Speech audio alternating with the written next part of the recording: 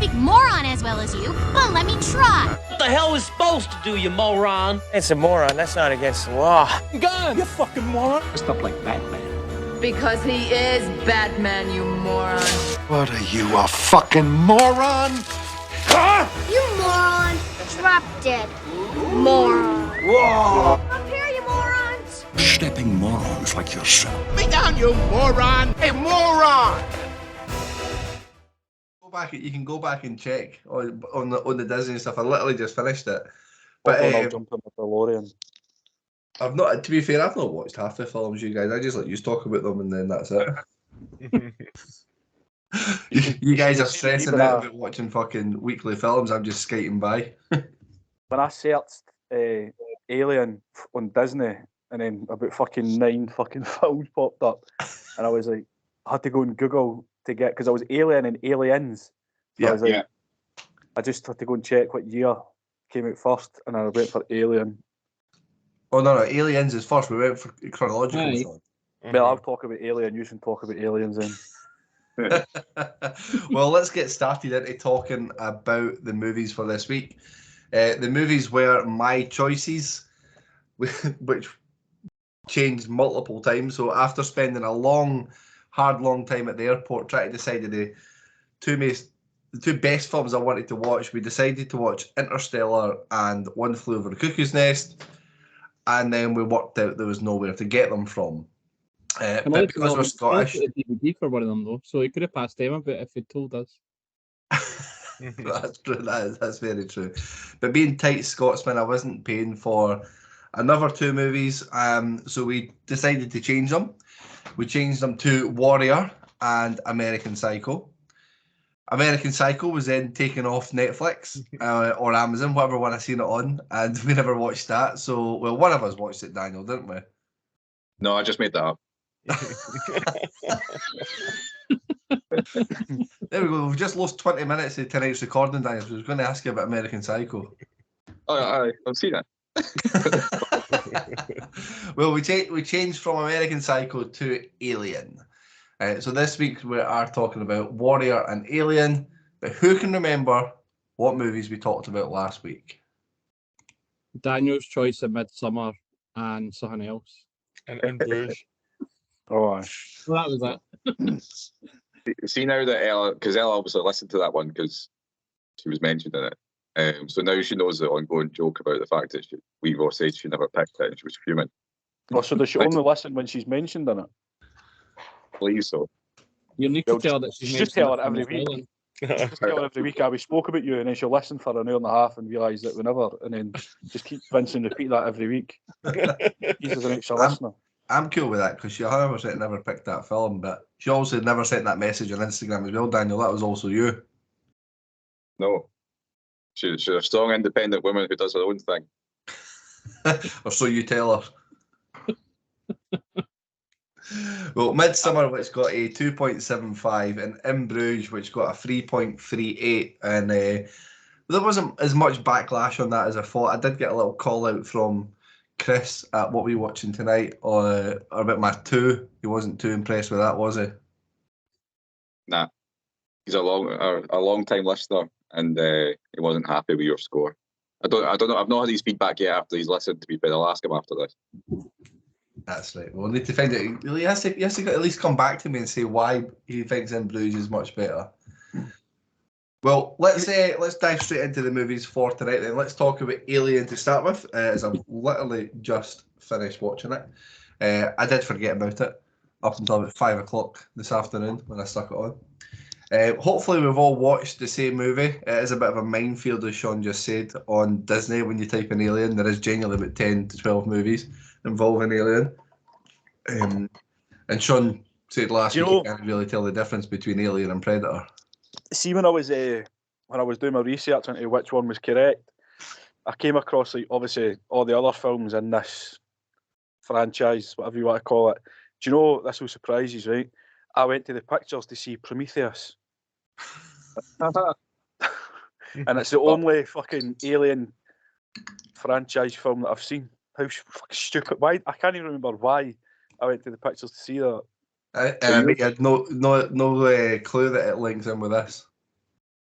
Well, I can't remember one thing about it. Oh, because So- I was just going to say you can explain to Burnsy, because Burnsy is going to moan about the lack of backstory in this. You see him nodding. Okay. So I was going to say you could have explained it, but maybe not. Well, Alien, which I'm assuming most people in the world have already seen, apart from Burnsy going into this week's recording, came out in 1979. The crew of a commercial spacecraft encounter a deadly life form after investigating an unknown transmission. This is a top-rated movie, number 51 on IMDb, so it is well regarded. And in the panic of picking these movies, it was more a kind of, I know Sean had said that he hadn't seen it, and I just wanted to watch a movie that I knew that I really, really liked. I couldn't be arsed searching again through the fucking list of all the different movies, but I was between this and V for Vendetta, which is Glad also you picked very... I'm Sorry? glad you went with Alien. Good choice going with Alien. Much better choice. Well, what I've seen Alien loads of times, and I watched it again maybe a few months ago, and what I love every time that I watch this, although I know what's going to happen and what jump scenes are going to happen and how it goes, I feel like you get proper sucked into this movie whilst you're watching it. It's slow and methodical, but everything has a purpose, and I feel like the tension builds throughout it. I love how good Sigourney Weaver is in this. As much as I can't actually think of her in any other movie than this franchise. So, but she showed. Sorry. I just said same. I can't think of anything. No, genuinely can't get her one. But obviously 1979 is before our time, but the early 80s was big, strong, built, muscly hero action men for all the movies. So this is a different way to have the hero be a female lead, but she does play that strong, that Ella type of a strong, independent woman without having the puppet behind her controlling her. I'm going to ask Burnsy to come with his thoughts first because I can see him shaking the head, disappointed looks. I wonder if he's going to have the same thoughts and feelings. I'm quite intrigued to find out in 2022 what somebody, and I'm assuming a first watch, Burnsy, Yeah. what someone thinks in 2022 of watching Alien for the first time. I didn't think much of it, to be honest. That's probably a good place to start. Right, we're done. Call it a night. Yeah, that's me done. I struggled with it. I thought the first 30 minutes was really boring and long-winded. Like when I read like a brief synopsis of it to try and understand what the main plot was going to be about, and I kind of thought going in it wasn't going to interest me that much. I think when they all of them get back on the ship, it does improve somewhat because you're in the main part of the film. But there was a lot of time wasted, I thought, with the introduction and then finding the alien ship and all that kind of stuff. It just seemed to me they could have probably just started like they could have cut 25 minutes off that and just had 5 minutes introduction because it didn't go anywhere. Main problem for me, which Daniel had sort of pointed out, is I don't know what. I've no idea what the backstory is, but I didn't really find myself throughout the film caring about the characters. It was all just about the story. So when it was progressing, I wasn't really fussed if they all got killed or survived or came back to Earth or whatever. I didn't feel that connection with them whatsoever, which isn't. I don't think it was the actor and actress's fault. I don't know if as well that because there was there 7 or 8 of them, I can't remember, that were on the ship, is whether there was too many, and if they streamlined that a wee bit, it would have maybe made it a better film for me. The interactions and discussions that they had, like of what they should try and do to try and find the small alien and all that kind of stuff. I did enjoy that part about it. I thought that was quite interesting. But another point I thought is like it seemed a bit ridiculous. So when Kane comes back, and obviously he's got the small, like he's got the thing on his face and that, and then eventually wakes up, and obviously it's disappeared, and they're like, "Oh, wonder where it is." Have a look round the room, see he's all right, and he just can't remember a few things. Pretty much the next scene they're having dinner together, whereas before they were worried about quarantining and everything. So it's like, so just because they couldn't find this alien and he seems all right apart from a bang in the head, which obviously you can see his face, it's not a bang on the head he's had, then they're just like, I would just go back to normal now. I don't know if I found it at that point. No, but I think No. at that point the quarantine was out the window anyway. Like they'd all been round about him. So like, Aye, at but that you point, wouldn't just think, right, I was sitting next to him at a dinner table at that point. Be the same if you had like COVID or something, Daniel. It's like if I was out with you and you're like, oh, I've tested positive, and I wouldn't come into the house and sit beside you thinking I'll catch it soon. Like the ship is obviously that big. They had him enclosed in this area for ages, and then the next thing, obviously is at the table. I think I just struggled with it. Like the Ash being the one who was just trying to obviously return Neil, and that I could see that coming a mile off because of the way he was acting throughout it. He was obviously the outsider, if you like, in terms of he was just sort of giving them, because he was a scientist and I'm still working on stuff, and you kind of thought there was something dodgy going on with him from the beginning, really. It was parts of it were decent enough, but there was a lot that I didn't like. As I say, the start of it being half an hour before they even get on at the ship together, that was far too long. And then, it just didn't. I kind of thought this is what I was going to feel about it, so disappointed it didn't sort of change my mind after watching it. It's definitely not something I'm going to go back and watch, but whether that's maybe partly because there's films that I should have watched before that, or to understand it, I don't know, but I don't think it would make much difference, to be honest. Nah, in terms of the films that are before it, there is a whole world between Aliens and Predator where there's probably about 8 films or something before you get to this one, and it would make near difference to the story for this movie. What did you think of the special effects, Burnsy, for a 1979 movie? I meant to say, they were impressive. It did feel as if it was quite, like, it didn't feel as if it was, what was that, 40 years ago. So, for that point of view, Sorry about when you that. go, Sean. I was just going to say I completely agree. Like when I was watching it at the end and the explosion, like I jumped back out my seat. It looked that real. I was dead impressed with that. Not when you woke up. It woke me up. When I was watching, and again, I'm totally engrossed in this movie the whole time, I did have a little chuckle to myself when the alien got punted out into space and how it swung, and it was like clearly just a toy, and it bounced off of the spaceship. And I actually pissed myself thinking of Burnsy and Sean, like how much that would have grated on them. That was obviously like cheap quality, not cheap quality.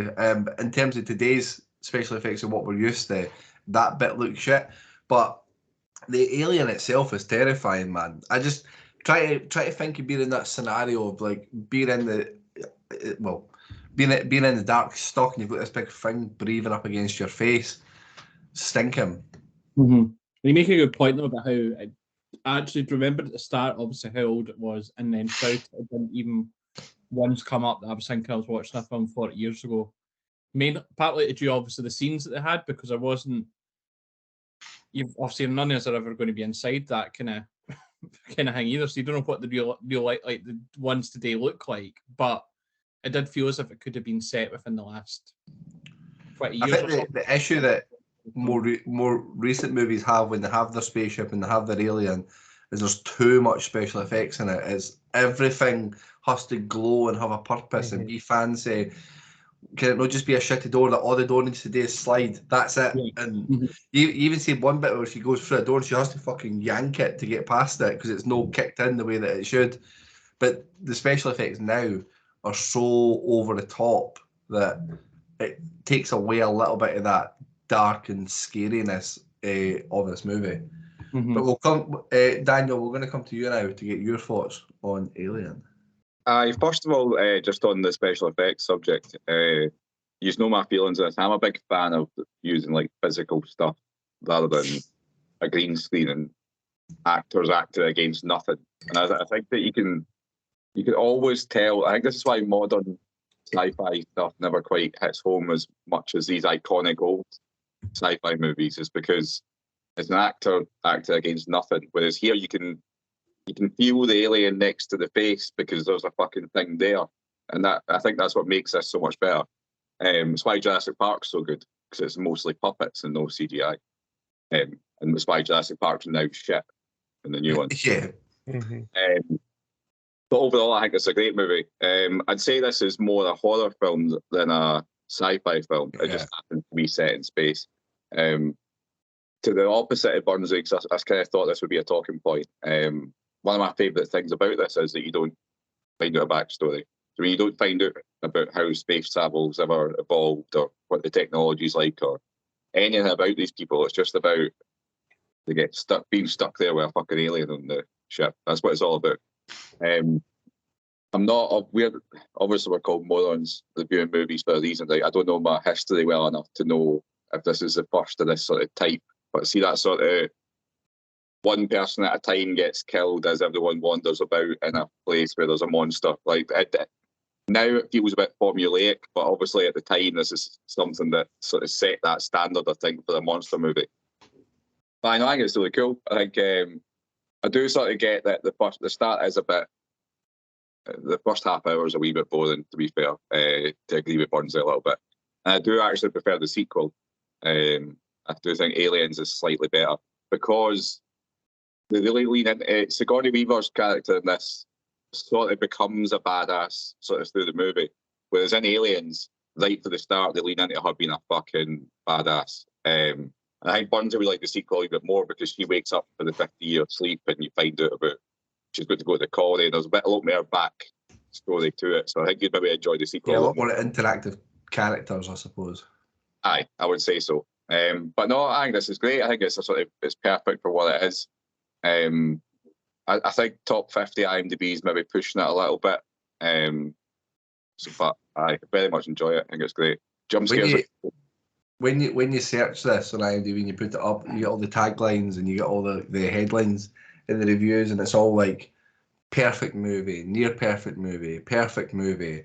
And I can see why for some people this is absolutely the best. It is one of those movies though that you probably do need a period of time between watching it.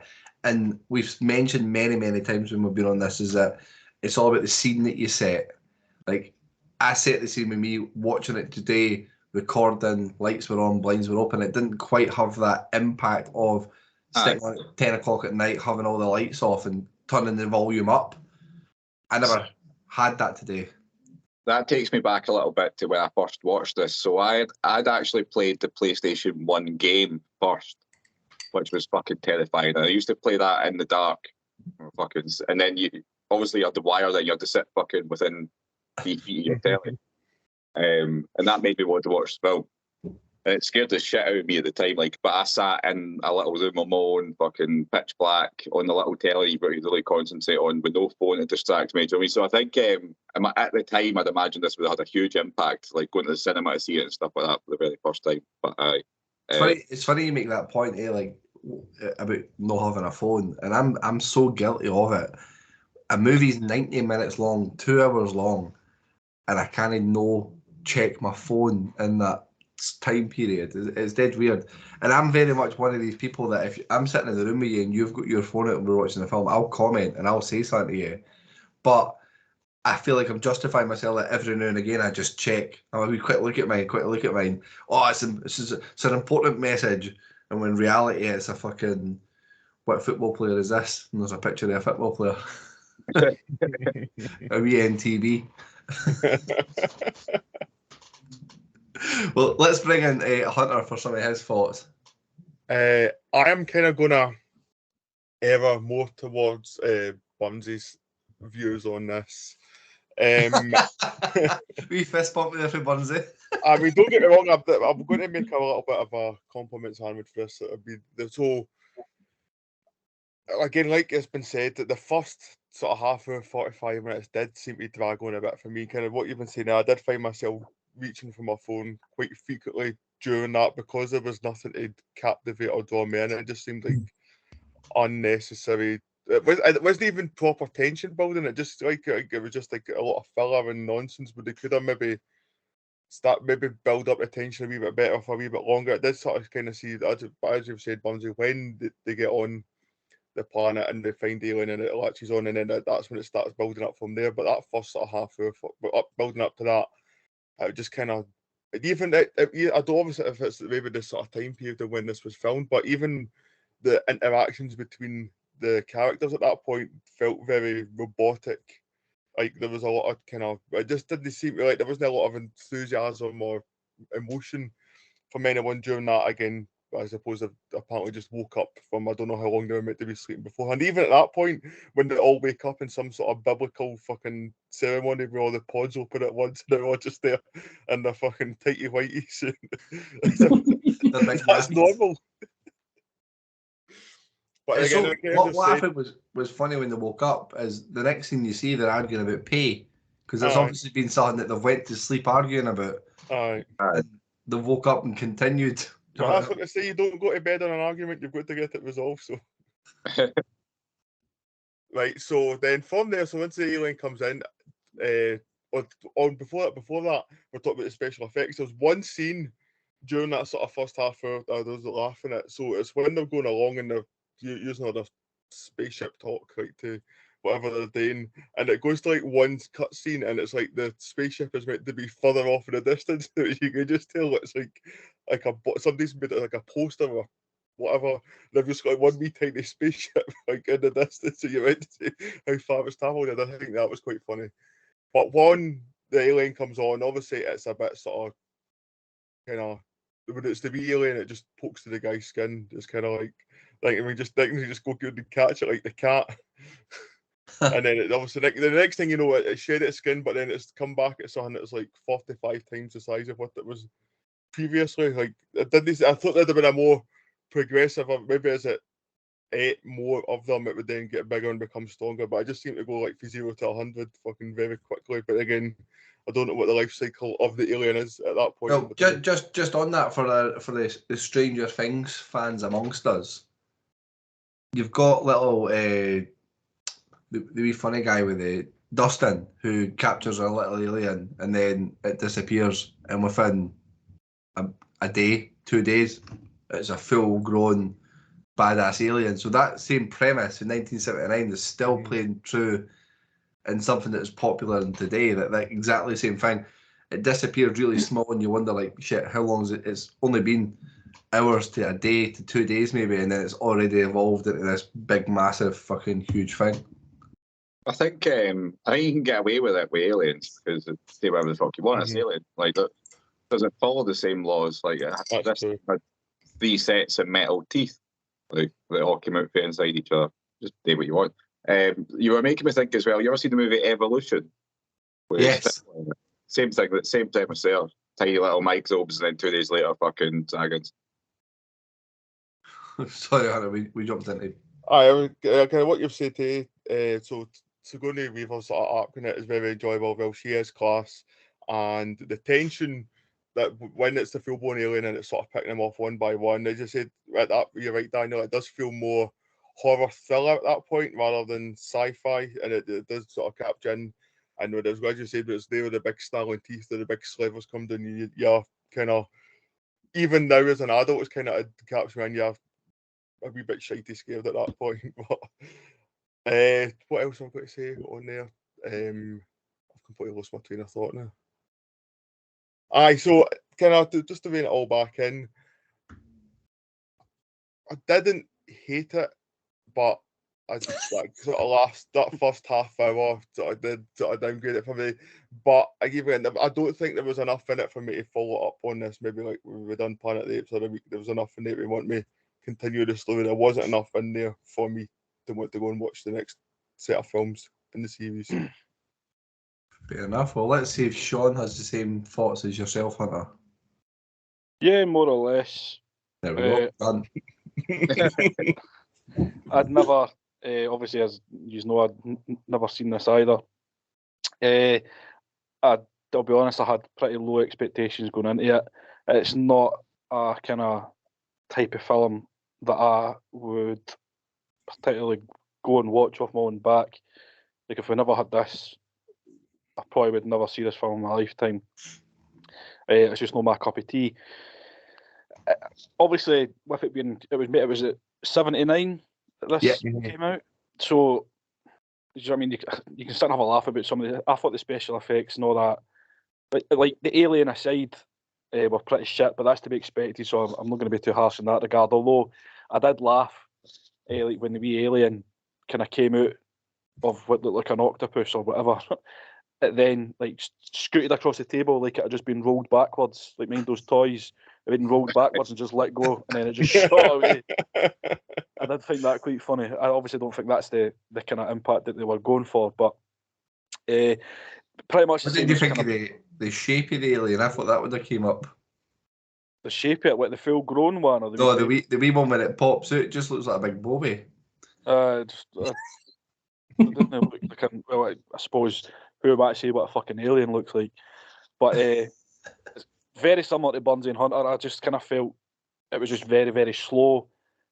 I didn't really feel tense at any point through this. I absolutely hated, like properly, like sighed when they found out that cunt was a robot. I just thought that was really needless. Just make him a human who's got a task to bring an alien back. He doesn't need to be a robot. I just found that so stupid. Because I was really confused as to why he was attacking the lassie. Sorry, I'm absolutely terrible with character names. I was confused because it showed him he looked like he had fucking semen dripping from his forehead. I was like, what's that? Is this alien like drooling air or something? The next thing he just starts fucking throwing her about like a wet trackie, and I was like, what's going on here? And I was like, I must have like missed something in this. What is happening? And then they like break him, and at first I thought it was like straw that was coming out. I was like, what the fuck is going on? And then he turns out he's a robot, and they just sit and have a conversation with him with his head sitting on a table. I was like, just weld them back together again. Aye, and I was like, what the fuck is going on? I was like, that I really, really didn't like that. But I thought, just make him a human who has been given a task. Just there's no need for him to be a robot. I just thought it was really stupid. I agree with that. I'm just not into this kind of film. Again, I know it's got its audience, and I can appreciate it for what it is, and it's obviously very successful given it's got numerous films on the back of it and stuff like that, and the alien's an iconic character, blah blah blah blah blah. But it just really isn't something that I've ever been interested in growing up and stuff like that. So I'm pretty sure that it's not a surprise to you guys that this really wasn't for me. I didn't think it would be, and I was hoping to win you over a little bit by selecting this one because it is such a classic. But this is maybe one of those weeks where it has to be like a back-to-back, maybe where you've had to watch 1 and 2 to appreciate the whole. I would disagree with that as well. I wish I was you and I forgot we had to watch it, to be honest, Kyle. That would have been a good review for me. I would have enjoyed that more. I kind of feel like I wish I'd paid for American Psycho now. Yeah, I wish I'd watched that before this. I should just opened my gob and then just bought it for you and just told you after I'd watched, so that would have been far better. Well, maybe American Psycho will be reviewed again at one point, because I think that would be a really interesting review. But like I say, the other movie that I was considering was V for Vendetta, and obviously I was in a good mood at that point for you guys. I was Once Upon a Time in America. The screenshot was already taken. I was sitting on my phone. I thought, nah, I was like, I can't be arsed with the backlash that I'll get from them for putting that in. No, when we've only got one day to watch it. I know, fucking hell. Always putting in holidays so we can get it done for the night. I know you didn't even remember till 5 o'clock. Imagine you trying to squeeze in 4 hours of that for the night. I'd still have fucking 20 minutes to go. Be sitting here watching it in the background. Hunter, I don't know if you've had the time to get some trivia up for this. I've just grabbed a couple of little bits that I thought were interesting. Had you? Not yet. I'm back into a routine next week, so hopefully. It's only been about 8 weeks or something, 8-9 weeks since you've done trivia. I know. Well, the Xenomorph has only 4 minutes of screen time in the whole movie, which actually shocked me because I feel like I was terrified of it a lot longer than 4 minutes. And it doesn't make its first appearance until an hour into the film. There you go. There was one actress that was in basically a shootout with Sigourney Weaver to get the role of Ripley. Any guesses? Oh, late 70s. Sorry? Jodie Foster? Nope. Demi Moore. Demi Moore. She'd be good in it. No. for them? It was Meryl Streep. Ah, that'd have been shit. Like Meryl Streep's amazing, but that would have been shit. Come on. Alien wears Prada. What a crossover that would have been. And the only other bit of trivia I thought was really funny here, because there is thousands of it, and I'm not looking through it all, was that shredded condoms were used to create the tendons on the beast's ferocious jaws. Wow. There you go. There's some visualization for you there, guys. Okay, let's get round to scoring it. Burnsy, we'll come to you first. You had such a positive review to say about it. I'm going to give it quite a generous 0.75. Holy shit. It was a 0.5 before you reminded me of the special effects. It's actually made, like, my heart sunk a little bit there as you said that. I was expecting like a 2 or something. Fucking hell. Oh, we're going to get some beef on the gram for this. So. Definitely. 2.25 for me. 2.25 for her. You tried off, Ellison. I didn't hate it, but I wouldn't watch it again. Shite. Aye, but that's like, I've still got to appreciate the art that was created, and the active performance of Sigourney Weaver still needs some bit more than 0.5, what you originally scored it.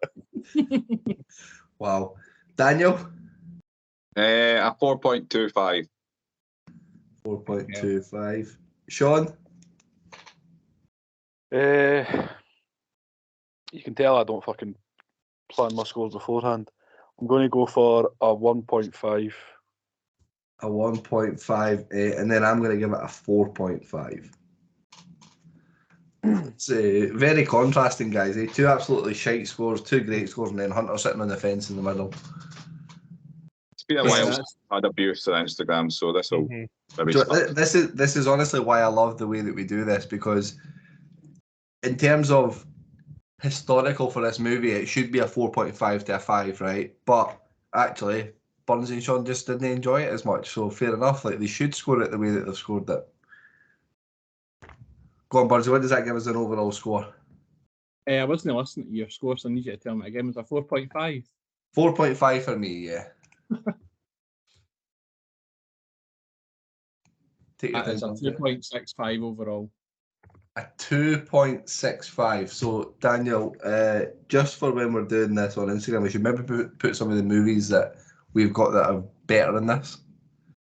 So, movies that we've ranked to be better than this are Bridesmaids, Midsummer,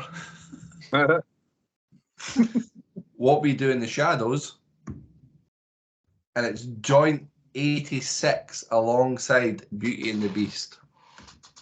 I would rather watch Beauty and the Beast than this, by far. And it only narrowly beats one of the worst movies ever, Burnsy, Almost Famous. It's definitely better. This is definitely worse than Almost Famous. What? I'm pretty lost for words on that, to be honest. Same. Let's break up. Did we have any questions, guys, you wanted to put in the middle of this week? I thought of one because of the next movie. Just taking it back here by Burnsy's, but still taking it back by Burnsy's 0.75. It's kind of deflated me. Do you know what I mean? I'm quite upset. Oh, it did surprise me, but question-wise, I was thinking because of the next movie coming up, we've done like celebrities you'd like to have a drink with or like go on a weekend with, and we've done like celebrities that would play you in a movie. So who would you like to fight? Like celebrity-wise, size. Do you mean like you'd have to go and hype it up, make it a big fucking pay-per-view? Who would you want to fucking fight? I wanted to fight the weakest, smallest, tubbiest guy ever, so I could win. So what, Jonah Hill are you going for? He'd probably beat me too, but I'll go with Jonah Hill then, aye. I just want the victory. I just want the victory. I feel like I was like harsh by saying Jonah Hill as if like I know Jonah Hill and he would be upset by that. As if he's going to be listening. I'm like, oh, that's harsh. Well, we'll have to tag him in it and say that Burnsy wants a fight. Maybe we'll get him on the YouTube boxing scene. two. Mine's isn't really a celebrity, but he's like famous. Right. And I fucking cannot stand this cunt. Like a proper. Like, anytime I see him, unless he's doing his job, anytime that he has to speak, a proper, like, it winds me up something off it. He's a footballer, so he's famous. It's Declan Rice. I cannot tell you enough how much I fucking despise him. Honestly, he is just... I fucking hate him, man. Hate him. But why? Why do you hate Declan Rice? It's just, see the way that he acts, right? Obviously, you get a lot of, like, kind of... Now you go, like, obviously the internet's massive, guys. I don't know if you know, right? But, like, you get a lot of, like, stuff like West Ham in England, like, so, like, there's a lot of videos that go on YouTube. And I quite like watching, like, kind of footballers behind the scenes and just seeing how clubs run day to day. So, like, it's always my recommended stuff whenever it comes up. The Scotland videos, England videos, all that stuff. And he's in a lot of them, right? These fucking producers must think that he's really good. He's a fucking weapon. He's like the loudest. He has to be like the loudest cunt in the room. And I can't. And the way that he talks, his voice, the way that the words that he chooses to use, oh man, proper winds me up, something off it. And I've hated him for quite a while. Pretty sure if you put like Declan Rice and like just search Declan Rice on WhatsApp, there'll be, I'm sure kind of me and Neil have spoken about it before, I fucking proper hate him.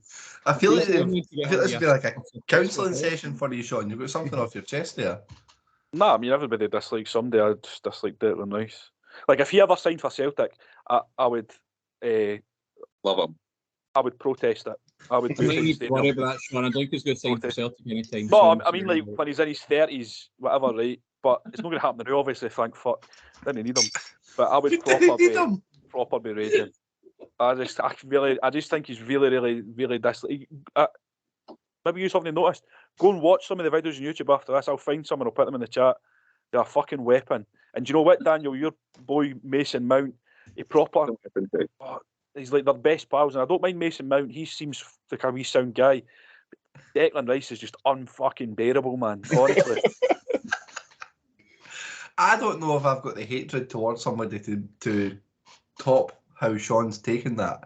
But we'll come to Hunter to say it's fine to hate people that you don't know because you see that much of them, so you can form an opinion on them.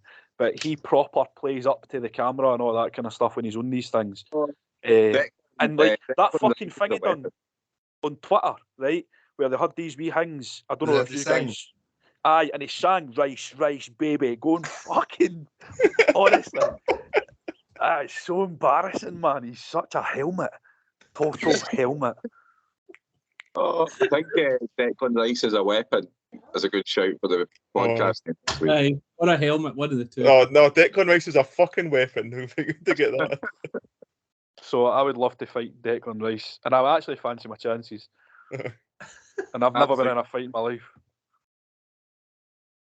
Mine is sort of 50. Mine is half Sean's because I hate them, and half Burnsy's because I think I could win. But I'd love to fight Bono. Love to fucking smash Bono's face in. Do you know what I mean? Like, why? He's a fucking cunt, man. Like, he's very unlikable as well.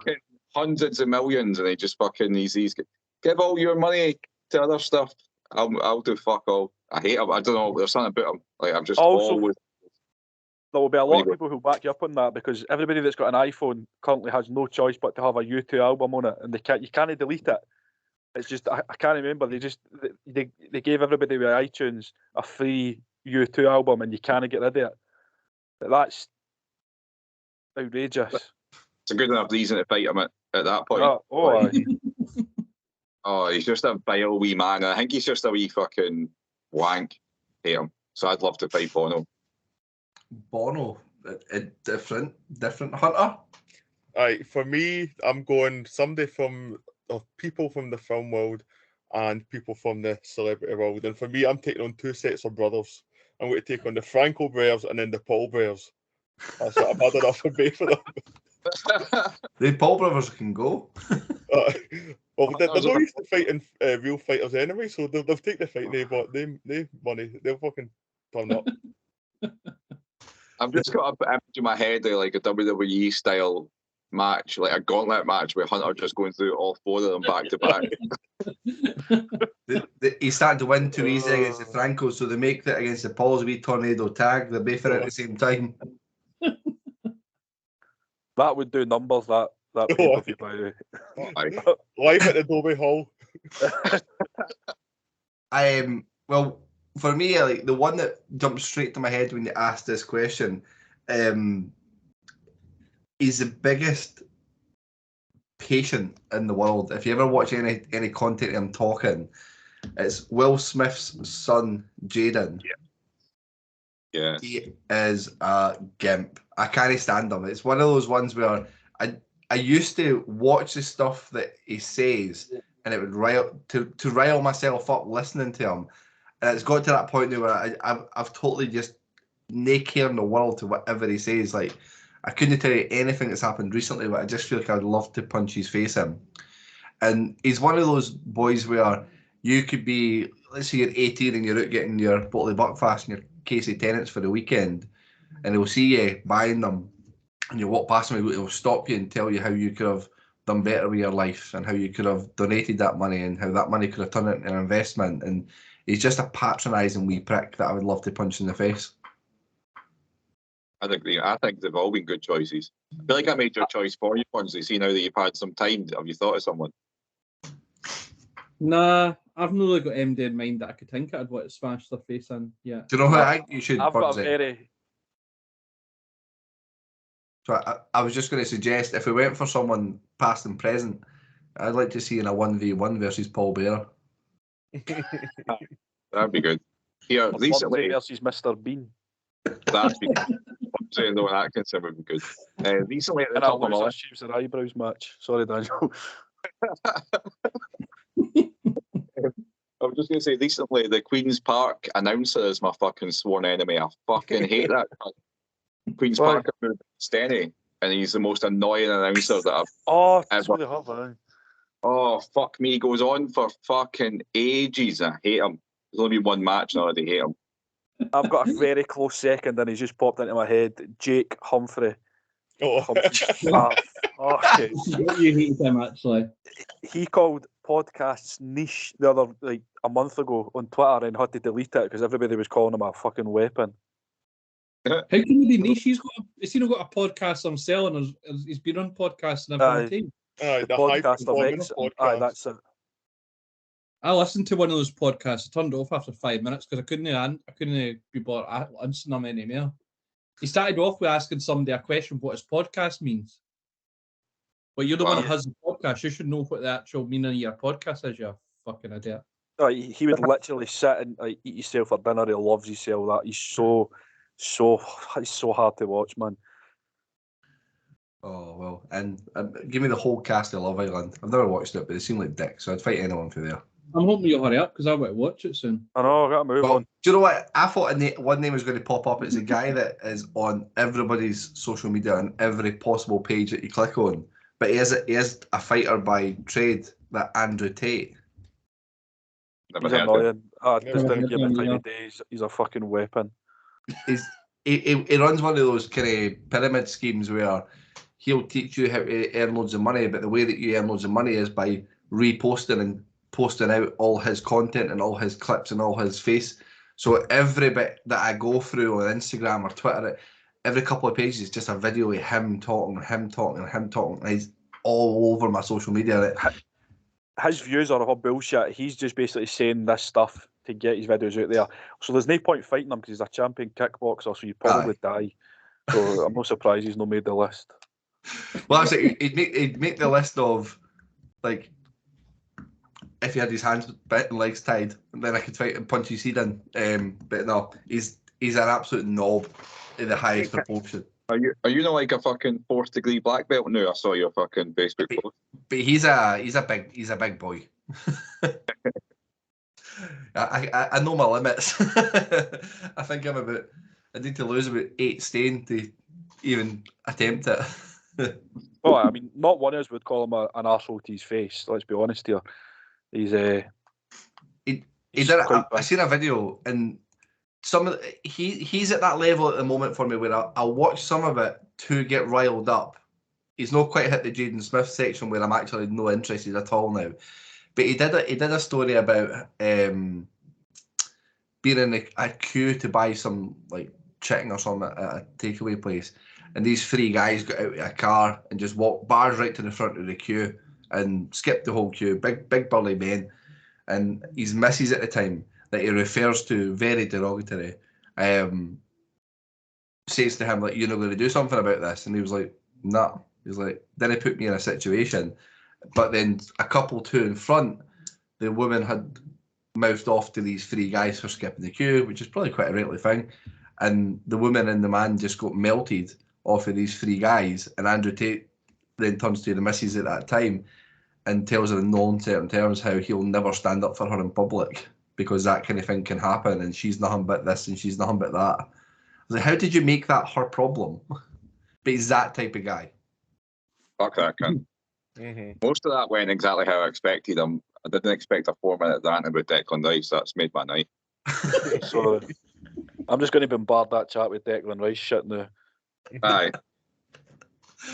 Well, let's move on to the next movie on the list. Absolute personal favourite of mine, which is Warrior. Came out in 2011. It's the youngest son of an alcoholic former boxer returns home, where he's trained by his father for competition in a mixed martial arts tournament, a path that puts the fighter on a collision course with his estranged older brother. I thought this would be quite interesting to discuss. We do have a UFC chat with 4 of us out of the 5 in it. So we're going to come to the one person that is not in it first to get his thoughts on this movie. Burnsy. So first I watched this one as well, obviously, and didn't even ask. The fact you asked about you thought I maybe had seen Alien before was a bit concerning. You hadn't seen this one, but yeah, it was definitely the better of the two, obviously. I think as well, which surprised me about the film is that the actual fighting, you might have different views because obviously you watch MMA and UFC and all that kind of stuff, but the fighting I thought seemed to be really realistic and well done, and it was quite a lot. There was quite a lot of it throughout the film. So if it wasn't good, then I would have came and chat on it. But that was definitely one of the positive points of the film. I think how you got a bit of backstory about Brendan's money issues and stuff like that was quite interesting. You didn't really get the same, obviously, from his brother until it goes further into the film and you learn about how he's been in the Marines and things like that. But I think those were all positive points too. And although the film was obviously at the start was sort of based on two of them completely separately, I thought that made me enjoy it more as well, because it wasn't as if sometimes if you watch a film and it's just constant, if there isn't a big cast or whatever and you just continually focus on one area, that you can sometimes have a bit too much. It was, I think, because it was split out, it sort of kept your concentration throughout the full film as well. The bits that I found a bit strange was like, there's this obviously random MMA tournament, it's the best in the world and all this stuff, and then the winner's getting $5 million. And then these two people that have barely fought in their life get to the final. Like, come on. Like, if you're going to go down that route, then obviously make it that they had maybe been at the top level before, or they're up and coming and they'd done that stuff. Or don't make it they're going to win $5 million at big events. They've sold it like Madison Square Garden, and there's these two. It's like me and Daniel going and having like a fight.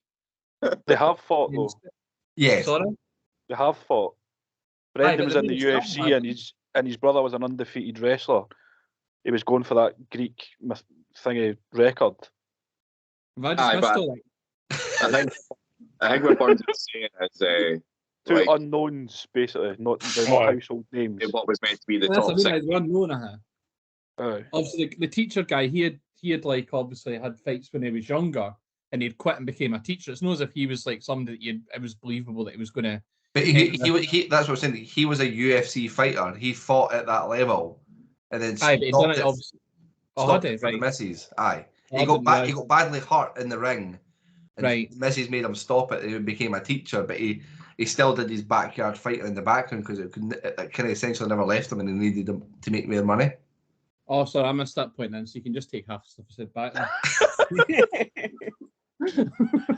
Well, I think this movie's like a proper emotional movie. I love it. I think it's fucking class.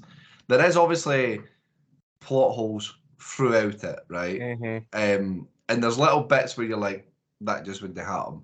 But there's so many bits that I like the concept and the idea of. Like Tommy's went into his gym just to train, and he's had the piss taken out of him, but he is a hard nut. He's been in the Marines. He knows how to fight and handle himself, and he's just levered the number one the number one contender in the world, which he's caught the guy off guard, and it might have not happened if they had a full fight and stuff on, but it's cool. It's one of those ones that gets me dead excited when I watch it because it's like that underdog story on it. For me, the best thing about this whole movie though is Nick Nolte. Same. That was going to be my point. Like Nick Nolte is absolutely incredible.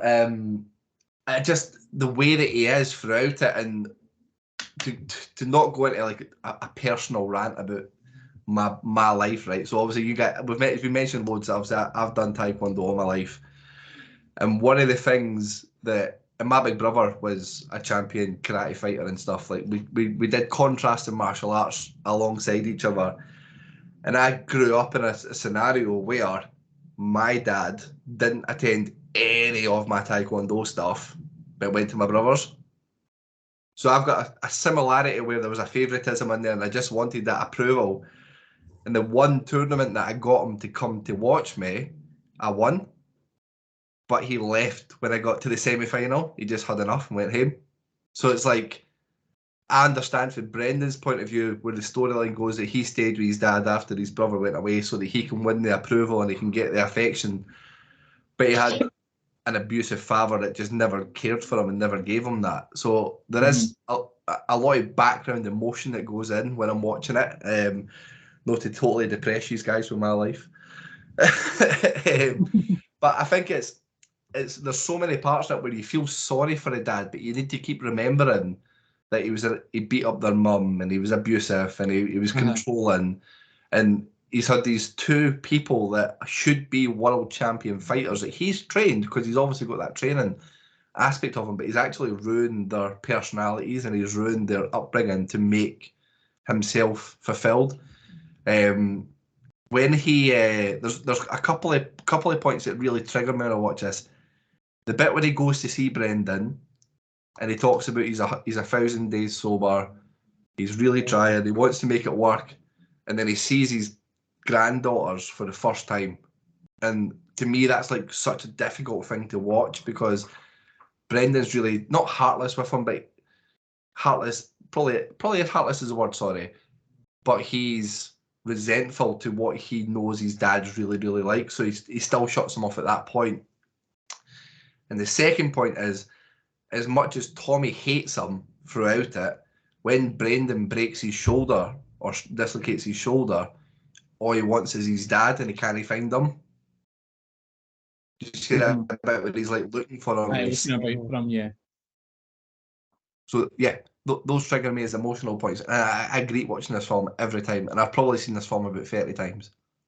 I think just to finish off, because like I think agreeing sort of what you stuff said, it does feel like you're on a journey, and I think although it wasn't concentrated, to me the film was obviously concentrated on their fighting a lot more than maybe obviously relationships and that, but there was enough to sort of make you realise there was layers to each of the brothers, especially Tommy, because he's sort of struggling to open up about his time in the Marines. And another thing which I think quite unusual in the films is like obviously it comes down to those two, and usually to have like somebody that is a bad guy or a good guy, whereas obviously in this one you didn't really have.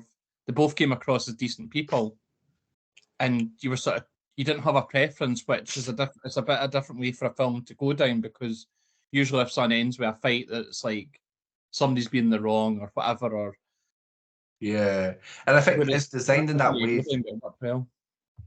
designed in that way that you're supposed to not like Tom Hardy's character to start with because he's so off and he's a dick to his dad when he sees him for the first time and he's drunk and he's taking pills and all that kind of stuff, and then he's like no interested in any of the stuff that's supposed to go along with these tournaments. So it's a good little spin on your typical martial arts fighting style movie. So I've ranted enough on it. Hunter, let's bring you in for your thoughts. Kind of similar to what you've said, I very much enjoyed the acting performances in this. I think Joe Leggett and Tom Hardy are class as the brothers. There are a few downsides for me, and it's mainly just to do with the plot holes surrounding the whole tournament as a whole. I mean, that's what it is. Firstly, it's two brothers. I mean, I think this film would have been class even if you just focused on one of them. There didn't need to be a second one in it. But both of them had interesting enough stories that you could have still made the same film without having them compete against each other come the end of it. And also, how many times did we have to hear JJ Bridges' fucking head fund extraordinaire like putting the money up for this tournament? Like, how many times did he need plugged, man? Even Dana White's not that bad. But again, to say the acting performance, it's similar to what you said as well, Bums. The fighting scenes, I know we've sort of picked up on them and when we've done other sort of combat movies, but I think they're really good in this. I mean, the majority of Tom Hardy's fights are over in about fight. They're off sort of first round knockouts, pretty much apart from the final one anyway. Aye. And then again, I get just sort of, obviously they've both got the main reasons for going for that money at the end. Obviously, you're saying that you start feel Tom Hardy's will to even put his body on the line again, still coming the end with his shoulders. Like, obviously, you find out he's wanted to provide the money for that family. Obviously from his pal that died at war. But you think at that point, does his pal brother will say to him, look, I'll take 4 days, $1 million for you to get you that wife, and then that's a happy day. So I'll just take a dive, and that's it, and done with. Because all he wanted was the money for the house that they had. You know what I mean? It I was. know that's it. I mean, there's not a £4.5 million house, is it? Exactly. I'd like to think that he's sorted his brother's missus, pal's missus. I don't care talking about with Tom Hardy's character. Obviously, when he has that argument with his dad doing it to Puggies, and then he goes back up to the room, and then his dad's on the drink again, and he's listening to the sort of boat stories or whatever. And then the fact that he's even goes and comforts him after it, and it kind of shows you kind of obviously what he's like as a person as well. And I think that was a really good scene. I wasn't quite on the emotional edge as what you were, Kyle, but again, there was a few touching moments throughout the film as a whole. Yeah, no, definitely fair. I mean, there is so many things that always are convenient for this film. Like Brendan happens to know the best trainer in the world, and that guy happens to catch an injury the week before, but Brendan's happened to have been beating him at that point.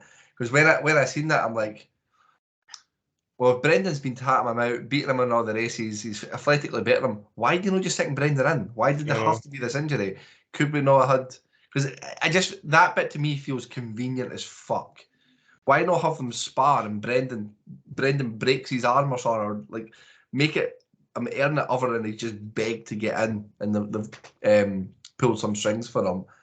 What I've also thought was weird is that the fact that Tom Hardy's character gets in alongside the guy that he levers in the gym, and I know that helps towards a plot point further on.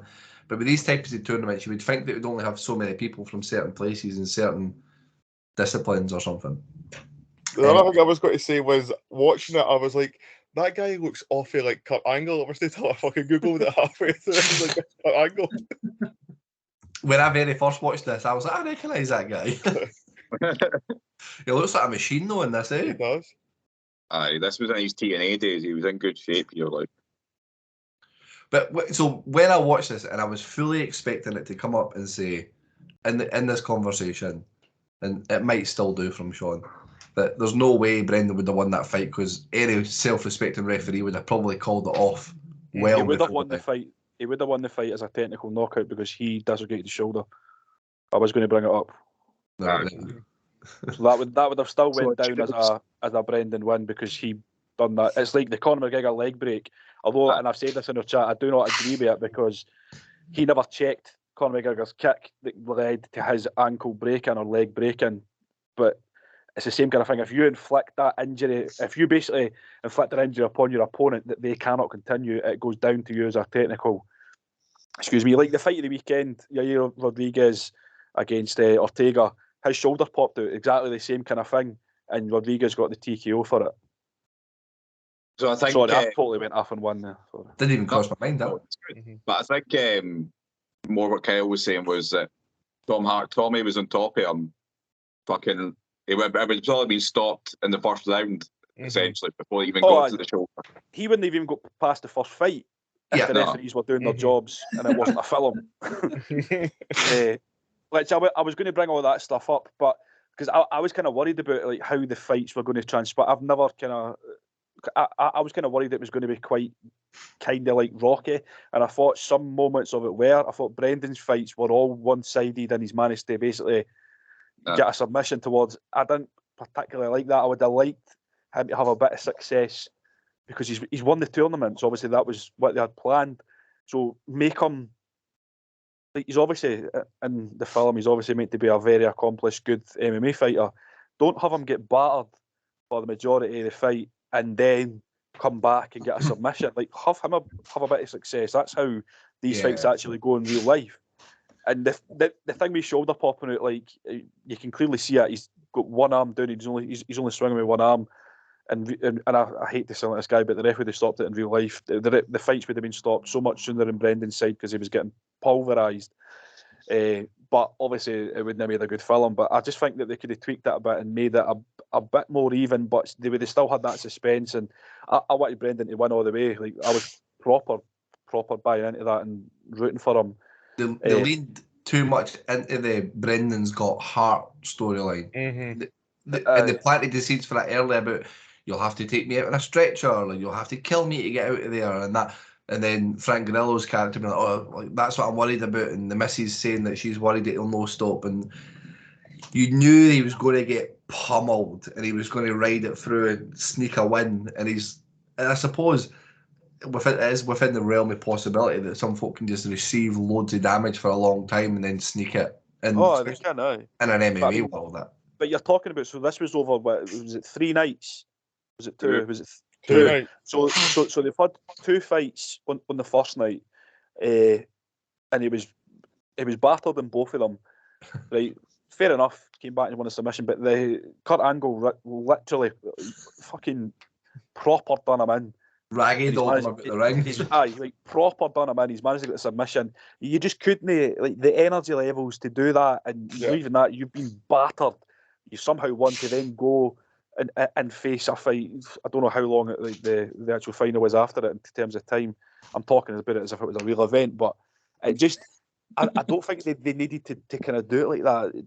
I think that if they had done it where he had a bit of success and it wasn't just him getting battered and then winning by submission, I still think it would have worked, and it still would have kind of had the same. It would have gave off the same kind of feeling and things like that at the end there. That's the only kind of gripe that I had with it. But like overall, I thought the fight scenes were really good. Like there was a lot of grappling involved in it, which I quite liked. I thought it was just going to be a kind of slugfest, and like I thought it was a lot more kind of believable than your kind of boxing films that we've seen, like your Rocky and Creed and stuff like that. So I thought it did come across quite well. Some of the fight scenes, I thought it done okay. Can I just ask as well that did his wife not say, Brenda's wife at the start, saying like, I'm never coming to watch you have a fight again, you need to quit and everything. Then when it comes to the final, she's front row cheering on him. She's getting $5 million though, isn't she? I think you can excuse that. I mean, she's obviously not going to want him to fight because whatever happened. She wanted him to fight for $5 million, but if it was $1 million, she wouldn't be interested. Well, I think he was doing it either way. I think it's one of those things where she probably does doubt his ability because he's had a bad one before, and then she gets in that excitement of I want to be there to support him because he's actually quite good. Do you know who was really annoying, and he's been mentioned on the podcast before? Brian Callen, as basically the film version of Joe Rogan. He was I don't like him anyway, right? Obviously he's playing a character, but his voice he's got a horrible voice, I think, and it didn't suit that role at all. I thought he was terrible as an announcer.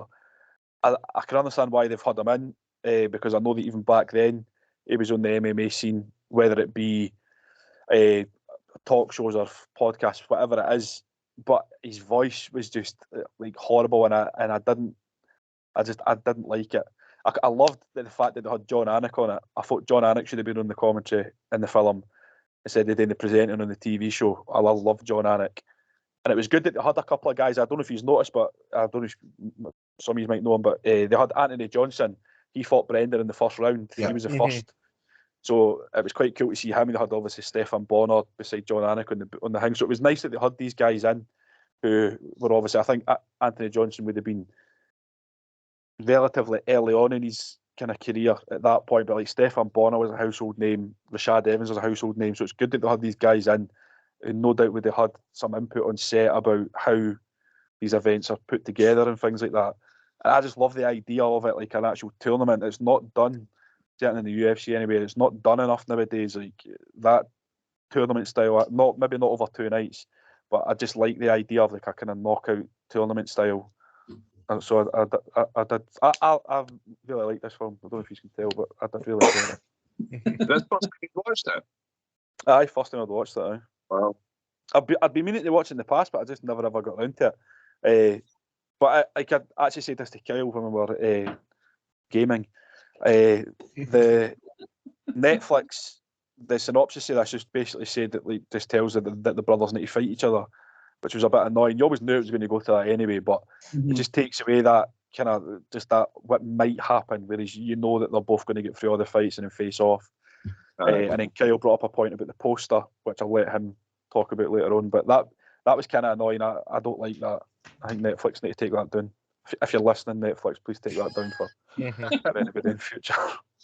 I mentioned to Sean the posters for this are designed to let you know that the two of them are fighting. So there's one, and I'm just going to share my screen. I know this is great for a podcast, guys, when you're listening to see this, but the poster actually shows you the fact that Brendan's won.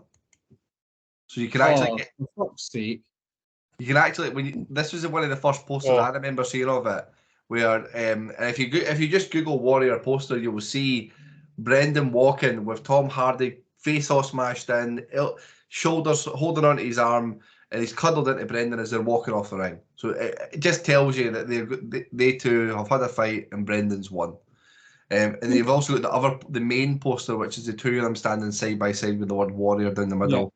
So that actually looks like a proper UFC kind of MMA fight poster. That's quite a cool one. That I like that. I've got a signed one of these up my loft somewhere. I actually can't even remember who signed it. I bought it for an auction, a silent auction thing. But that, it foreshadows the fact that the two of them are going to be fighting, and Brendan wins. So it's quite frustrating when you see that first and then the movie. But Daniel, let's roll you in for some more of your thoughts. I agree with quite a few points that everyone made. Like, I definitely agree on Nick Nolte being the best thing about this. I think the dad puts in the best performance. And I definitely agree with Hunter on, like, my biggest thing on this is I wasn't keen on the two lead characters idea. Like, I'd have been much more invested in one story out of the two. You know what I mean? And then maybe concentrate a lot more on the dad and whichever son you pick relationship. And then to Bunzy's point, that gives you a clear sort of heel in a face when they get to the final, which I think just for a movie experience is more enjoyable. That's why Hogan versus Warrior didn't work at WrestleMania 8. You can't have a face versus a face. You need to have a heel in there. Warrior and Hogan are both. I couldn't handle watching either of them, so I'm quite glad I was too young to watch those WrestleMania. I didn't want to be one for little details, Daniel, but you're a wrestling man, and you should know that was WrestleMania 6. WrestleMania 6, my bad. Not memorable. I used to tell people that was my favourite match of all time, and then I watched it as an adult. Oh, it's terrible, eh? But I think they made such a big deal about Kurt Angle being the Russian, being this undefeated fucking machine that's never going to, like, the ultimate fucking MMA fighter, and doesn't even make the final. To me, it would be much better having one guy, and then it builds up towards the Kurt Angle fight, and then, to Sean's point, don't have him fucking fighting for underneath every single fucking fight. Have him maybe being good and fucking winning fight convincingly until he gets to the big insurmountable fucking Russian guy in the final who's Kurt Angle, and then you've built up. He'll start getting battered at that point. So I do like this, by the way. It sounds like I'm shitting on it a wee bit, but there's just a wee. I think it could have been a lot better, which is what disappoints me about it. I used to think I liked this a lot more, and I think it does well from. I had zero expectations. It was one of those films that I just chucked it on. And I think everyone I've spoke to when they first watched this, it was the same thing, like just scrolling through. It never came out of the cinema with big hype or anything like that. I just came across it one day. So I did really enjoy it the first time, but this time, Joel Edgerton annoys me. I don't know what it is about him. I wanted Tom Hardy to smash his face in it then. I was opposite of Sean. And I don't know. He's a victim. Frank Grillo annoys me as well, so I think those two as a combination, I really just didn't want them to win, so it's a wee bit disappointing for me by the end. But I know it's a good movie. I think the fight scenes, as everyone spoke about, are pretty realistic. I think it's pretty good in terms of a movie. Like Sean said, the expectation is it's just going to be punch, punch, punch, back and forth. But the fact there was quite a lot of grappling and like actual technical stuff, like he was winning with a heel hook and like all these sorts of things that you wouldn't really expect to see in the films. They actually, did you hear what Brian Callum was calling the heel hook? I can't remember what it is now, but it wasn't a fucking heel hook he was calling it. He called it a knee bar. Aye, and I was like, that's not fucking knee bar. I actually sounded like a total, what's the word? A nerd. I was actually fucking talking to my tail. I was like, that's not a knee bar. I was thinking the same thing at the time. I'm like, it's a fucking heel hook. But I like those parts. So there was a wee bit too many slams for me. Like every fight had a big over the top fucking slam. Cut angle German suplex stuff at one point. I've seen that. I actually winced at that. I thought that fucking looked like hot. I think it would have been fucking. He'd have been out cold, fight over at that point. Like, fucked him. And you never see that's like. God, once in a blue moon will you see that in an MMA fight, and it just happened. I've never seen a German suplex in an MMA fight in my life. Like, never. Seen one. I'll send you a clip of it. There is one. Oh, yeah. Oh, cool. But it's a good movie. I don't think it's like amazing. I think it could have been better if it was just Tom Hardy and his dad on screen a lot more. That guy, the other guy and his wife, I couldn't give a fuck about, and his pupils and his head teacher and all that pish and go to watch when the drive-through. I didn't really care about any of that. I think you could have cut all that out. I do think it's a wee bit long as well. What is this, 2 hours, 20 minutes or something? 2 hours 20, yeah. It's long. It got into the fighting like after an hour though, which I was quite surprised at. Yeah. Because I thought that was pretty quick. So it's basically the first hour is the build up to it, then the second hour, 20 minutes is the fighting with bits in between, like his dad going back to drinking and all that kind of stuff. Aye. I honestly would love a prequel to this, right? And because I think the most interesting part would be to see the way that Nick Nolte treated them as kids, who were both martial artists and fighters, to them disappearing from him, like separating and going their separate ways. I just think there was I was so invested in the relationship between the two of them and their dad, but they had so different relationships, but similarities with their mum. I think taking it up to the part where Tommy goes to the Marines would have been spot on. But, it sounds like a shite film, though. Oh, I'd love it. That at all. I definitely wouldn't watch that. No. We'll use it, losers. I think you got enough backstory without reading fucking prequels and that. If anything, there was too much.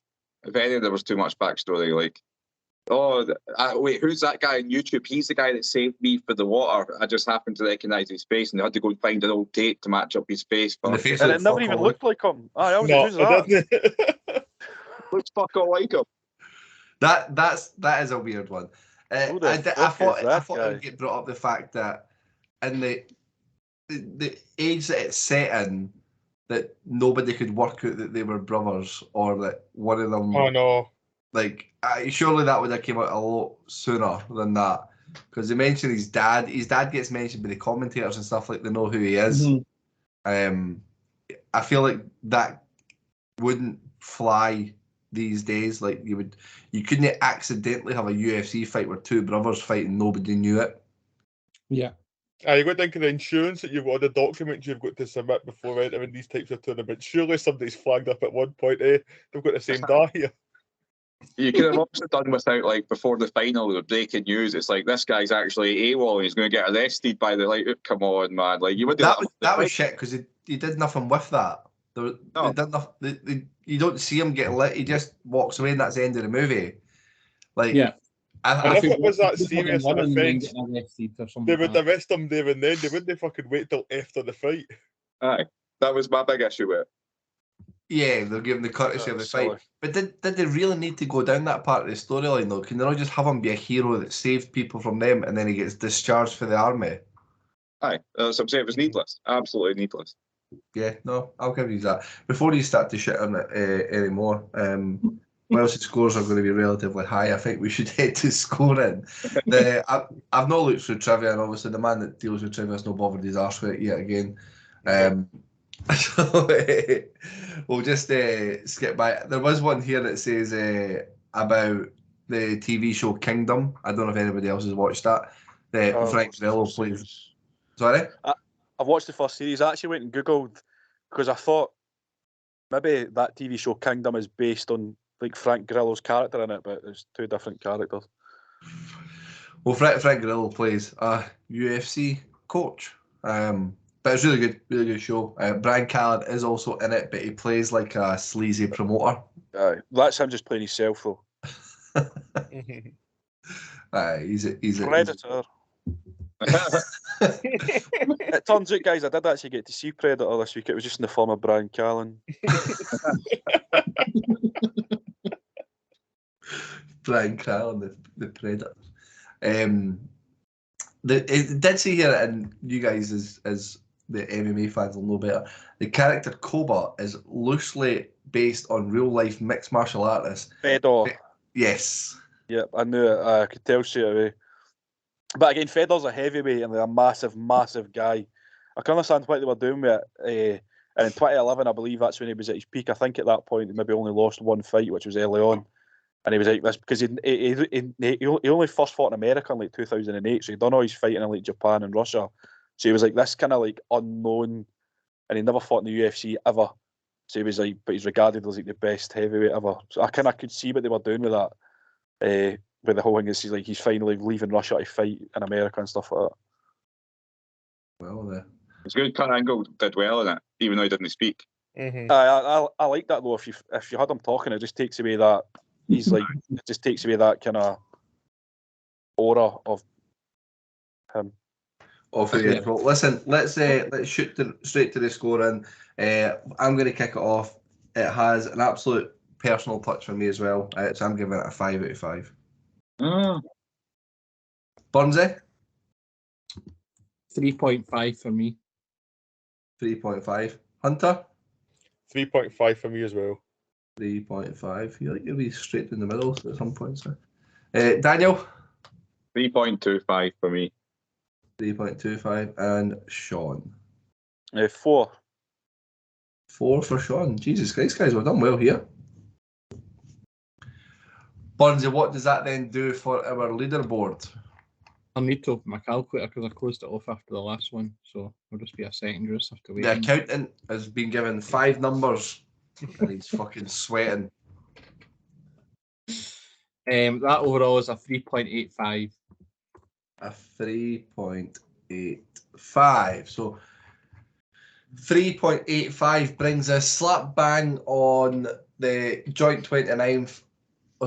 Joint 28th alongside The Trial of the Chicago 7, and there's also Kill Bill Volume 1 in there.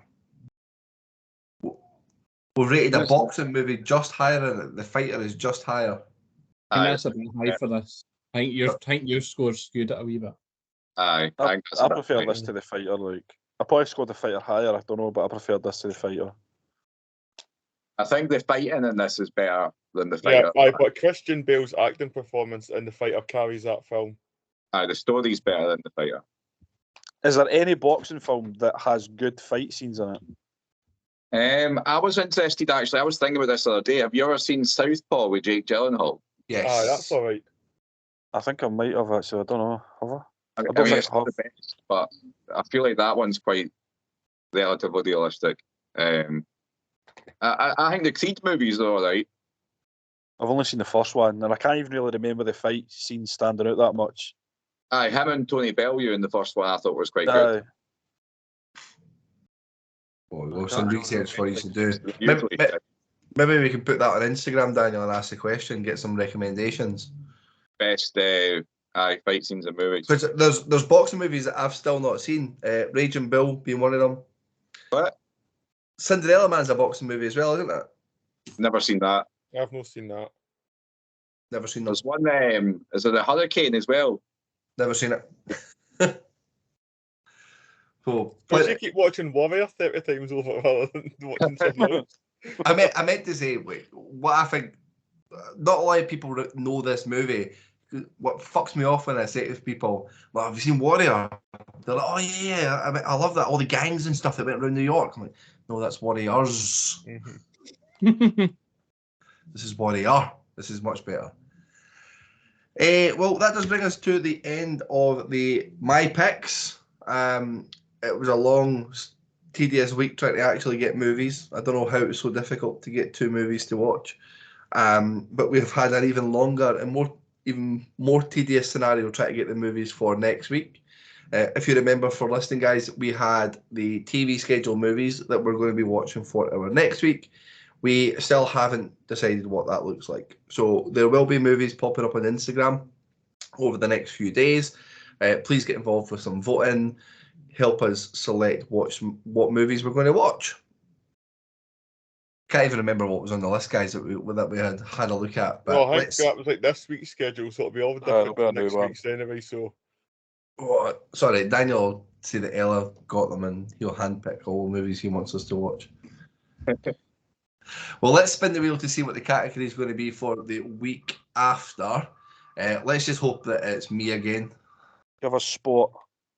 Oh, Hunter, this is one for you. This is you're on the list for a long, long time. This is events based on true things that may have happened. I feel like I'm not getting picked. It's all these categories I've suggested. I'm getting picked other than my choices. So for this one, we'll go back to the traditional. Let's get 16 films together, get a big vote on, because there should be plenty of options for this one. We just named a couple of movies about boxing that are based on true events, so this will be easy to find a compelling list for us to share. So we'll do the usual, guys. We'll find the group each, and then we'll get that up on Instagram. But Hunter's been after this based on true event movies that may have happened before in the past. Films that may have happened about things that happened in real life. First word in. It was a long way to say true event movies. Yeah. Well, guys, that brings us to the end of recording. I didn't realise it would have been recording for well over an hour. So thank you very much for tonight. Thank you guys for listening. We do appreciate it. But I bid you morons farewell. Bonsoir. At least Hunter always gives us a goodbye. The rest of you fuckers just chuckle and didn't say anything.